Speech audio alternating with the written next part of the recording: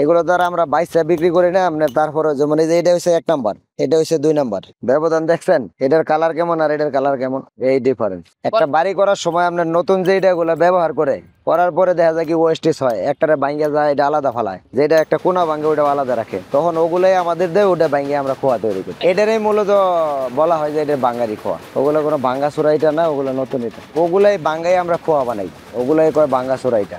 ওটাও ভাই রেডিমেড যেটা ফাইটা গেছে, ওটা যদি কাজে না লাগে তাহলে ওটা বাঙ্গারি হিসাবে ভাঙ্গিয়ে বিক্রি করা হয়। এই এলাকায় খোয়া এবং পাইল ভাঙ্গা ফোল্ডার টোল্ডার এগুলোই পাওয়া যায়। ব্যবসায়ী বালুর মাঠে এটাই। এগুলো আপনার এই যে বিল্ডিং এর কাজে লাগে, বাসা বাড়ির কাজে লাগে, এগুলা এই কনস্ট্রাকশনের কামে খোয়া ব্যবহৃত হয়। তো সাধারণ পাবলিক আমার আপনার মতো যে বাড়ি করে সেই কিনে, এগুলা সিফটি হিসাবে বিক্রি হয়। সিফটি মানে আপনার স্কোয়ার ফিট, এইভাবে 1 ফিট, এইভাবে 1 ফিট, হাইট 1 ফিট, এটা বলে যে 1 সিফটি। ওই সিফটি হিসাবে বিক্রি করা হয়। দিনে বিক্রি করা যায় আপনার 400, 500, 800, 1000 এরকম সিফটি, যেদিন যা বেচা কিনে হয় আর কি। হয়তো এক মাসে 1000, এক মাসে 20,000 টাকা ব্যবসা করা যায়। ভাঙ্গা চোরাইটারই তো বাঙ্গারি এটা বলা হয়। আপনার এটা ধরো আস্তা এটা ভাঙ্গা হয় না, ভাঙ্গা চোরাইটা যেগুলো সেগুলোই ভাঙ্গে আপনার ভাঙ্গে খোয়া বানানো হয়। এগুলো বাড়ি ভাঙ্গে নিয়ে আসা হয়। আপনার একটা বাড়ি ভাঙলে সেইখান থেকে এটা গুলা ভাঙ্গা চোরাইটা বের হয়, সেগুলাই না আমরা ভাঙ্গাইয়া খোয়া বানাই। 1 বস্তায় 1.25 ফিট হয় এবং ফুল বস্তা হলে 1.5 ফিট হয়।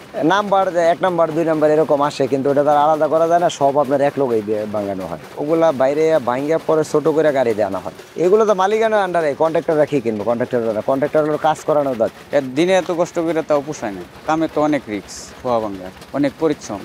রিস্ক বলতে মনে করেন যে মিশিং এর কাজ, মনে করেন যে একটা দুর্ঘটনা ঘটতে পারে, অ্যাক্সিডেন্ট, তো ওটা বলা যায় না, এই জন্য অনেক রিস্ক। মনে করেন মিশিং এর দুর্ঘটনা একটা মনে চাকা খুলে গেল, মানে মানুষের গায়ে পড়লে অনেক রিস্ক। ওইটা আমারই এক সময় ফাটছে, আরো মাথা এই হলার থেকে আইসা মাথায় লাগছিল, পরে কি আর পরে করে ওষুধ পাতি দিয়া ডাক্তার দেওয়া পরে করা হয়েছে। 3টা সেলাই লাগছিল আমার। না এটা তো হাতে ভাঙ্গে যেটা, ওইটা মনে হাতে বাড়ি লাগে আর কি। আমরা তো মেশিং এ ভাঙি, মানে হাতুড়ির মানে কোপ লাগতে পারে, বাড়ি লাগতে পারে। ওই হাতুড়ি লাগে, বাসুলা লাগে, বাসুলা দিয়ে ইট সাপ করে না, হাতে লাগে লাগে কাইটা কুইটা যায়। দিনে 8-9 গাড়ি খোয়া ভাঙ্গি আর কি। আমরা মনে করেন যে 800, 700 এরকম বেতন পড়ে আর কি। মন না পোষায় কি করার, কিছু করার নেই। পোষানি বলতে মনে করেন যে 800-900 টাকা পাইলে মনে করেন যে খাওয়া খরচ ঘর ভাড়া দিয়ে মনে করেন যে চলা ফালি।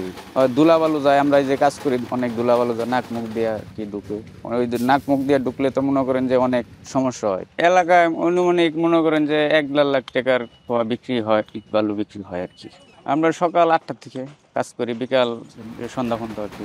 ওই এরিয়াটা মনে করেন যে পুরো একটা ব্যবসা আর কি, খোয়া বালু বিক্রি হয়। অনুমান আপনার এই বালুর মাঠে লোক আছে আপনার 80-90 জন লোক আছে। আমার টিমে আছে 9 জন। একজনের মনে করেন যে এক এক ধরনের কাজ আর কি। কতই খোয়া নেয়, কতই আবার জাগাই দেয়, কতই মনে করেন যে ইট মারে, কতই মনে করেন যে রাবিশ ফালায়। আমি তো ইট ভাঙ্গা দিয়ে শুরু করছি। মানে ইট তো মনে করেন যে একটা দেয় না, মনে করেন 20টা, 25টা, 15টা এরকম মাথায় করে নিতে হয়। হোক ইট মনে করেন যে 3 কেজি 4 কেজি করে, মানে 10-15টা ইট, 20টা ইট হলে কতটুকু এরকম উষ্টাকে তো অনেকে পড়ে যায়, পড়ে অ্যাক্সিডেন্ট। তাতে মনে করেন যে আপনার পাও ব্যথা, উষ্টাকে পড়ে গেলাম, ওইটা একটা দুর্ঘটনা না, দুর্ঘটনা করে ব্যথা পাইলাম এই আর কি। যে যেটা করে অভ্যাস আর কি। এই কাজ করলে পরে অন্য কাজ ভালো লাগে না। কাজ মানে এই সিজনটাই মনে করেন যে শীত সিজনে কাজটা বেশি থাকে আর কি। 15-16 বছর ধরে আমি ইট বালু লেগে গেছি আর কি। কষ্ট মনে করেন যে সন্ধ্যাবেলা টাকা পেলে কষ্ট মনে হয় না আর কি।